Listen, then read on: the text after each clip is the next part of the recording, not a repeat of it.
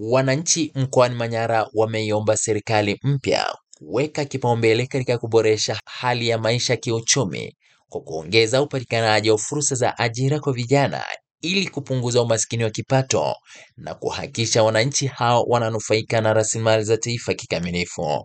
Wakizungumza na EATV wakiwa katika maeneo tofauti mkoani hapa, yakiwemo makundi ya vijana, wanawake wameeleza matarajio yao kwa serikali baada ya utulivu kurejea. Vijana kama hao ambao wana kazi inabidi wawezeshwe na serikali yetu mpya iliyoingia madarakani. Tunamuomba tu Mama Samia, kama Mama Samia tupambanie vijana wa Manyara, tupate mikopo, tupate nini ya serikali hiyo. Hali imekuja kutulia kwenye kilo mpaka tunasikia amani kidogo, sio mbaya. Ikipungua tutanufaika sana. Sasa hivi baada ya mama kuapishwa, maisha yamerudi kwa hali yetu ya kawaida. Huduma sasa hivi ya mafuta inapatikana Mabati na maisha ni mazuri, amani ipo.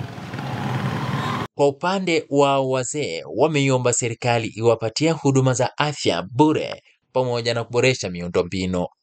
Sisi wazee tungeomba iboreshe matibabu ya wazee, kwa maana huko nyuma kulikuwa na sera ile ya wazee watibiwe bure. Tunaomba hilo lingewekewa mkazo tunapofika mahospitali, angalau kutuepusha na gharama zilizopo. Ule mpango wa kutibiwa bure wazee uwepo, na pia kwa wale wastaafu serikali ituangalie angalau kutuongeza kidogo pensheni kama wanavyofanya nyongeza za mishahara kwa watumishi. Baada ya miaka kadhaa basi na sisi tuwe tunaongezewa kidogo, kwa maana gharama za maisha huwa zinapanda kila mwaka. Amani ya zamani iendelee hivyo hivyo.